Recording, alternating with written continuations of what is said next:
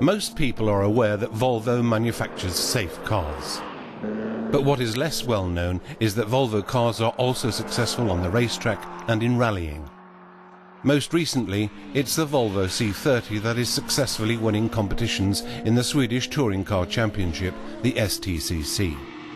Oh, the concentration in Volvo has been tremendous. We've had cars out on the tracks. First race we were 1 and 2 in pole, then 1st and 2nd in the race. A fantastic start. We won the city race in Gothenburg, which was really important for us. And best of all, behind the scenes, the publicity we're getting through the PR reports, already in the first 2 races, were better than the whole of last year. So the result of publicising this way has worked for us. Leading up to this year's season, Volvo engineers have taken advantage of the new Drive-E technology from standard cars in order to reduce wind resistance and thereby increase speed. A normal customer, what he wants is a very fuel-effective car. He wants a very safe car. And what we've done with the Drive-E technology is reduced aerodynamic drag. We've made the car more efficient as it goes forward. And those technologies are important for fuel economy, but they're also important to make a racing car go fast. And therefore the technologies work on this car at the same time, customer, race car. But a great deal has happened on the racing side since Volvo made their debut with their first competition car. The year was 1928, just 1 year after the foundation of the company. And we can definitely say that motorsport has been important for the development of the motor industry. Volvo meant a lot for STCC. We've been with the series all the way through. We were the first with the E85 as a fuel and therefore lifted the whole series image around the world. We're developing the C30, a new Swedish developed car for the series, and therefore we're a strong supporter. But also we've helped to promote STCC around the world. We've been to Thailand, we've been to England showing this car and the series it comes from. So we've meant a lot. And over the years it can be seen that Volvo has been relatively successful on racetracks around the world. In total they have won 3 European and 2 World Rally titles. There's also been a European title on the racetrack as well as a European title in rallycross.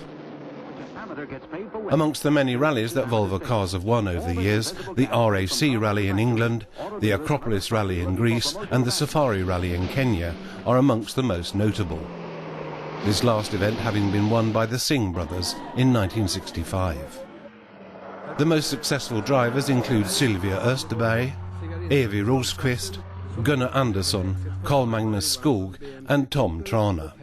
Motorsport's going to go to smaller engines, same amount of power but much better fuel economy. And if we can present those small engines in a good way to the public, they're going to be equally excited about those engines as they are about V8s today.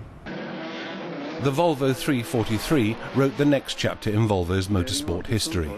In 1977, Per Inge Valfridsson surprisingly drove home the Swedish Championship in rallycross, driving the 343. In 1979 too, Valfridsson was again crowned Swedish champion. The Volvo 240 Turbo also had major successes, something that in 1985 resulted in a European Championship title for the Brancatelli-Thomas Lindström partnership. The same year, Per Sturesson also won the first Open DTM title. The British Touring Car Championship, the BTCC, saw Volvo on the starting grid in 1994. It started, in fact, with the Volvo 850 Estate, which was the first car with a catalytic converter for cleaning exhaust emissions in a racing context, something that caused a great deal of attention at the time. Later on, the saloon version was introduced, followed by the S40. Richard Rydell was the driver who made most starts for Volvo in the BTCC, and in 1998, Richard was eventually crowned champion. When we talk about motorsport in 2009, it's principally a question of the Swedish STCC and the Volvo C30 that is now run on environmental fuel, E85 ethanol, and that in the racing version develops more than 290 brake horsepower. Last year the C30 won 2 races and was the 3rd best make of car overall. This year, naturally, the goal is to achieve even better results.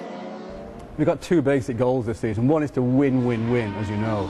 The secondly, to make sure the publicity comes out from the car to the general public in Sweden, but also around the world. This is an exciting car, it's fuel efficient, and driving is a technology that works.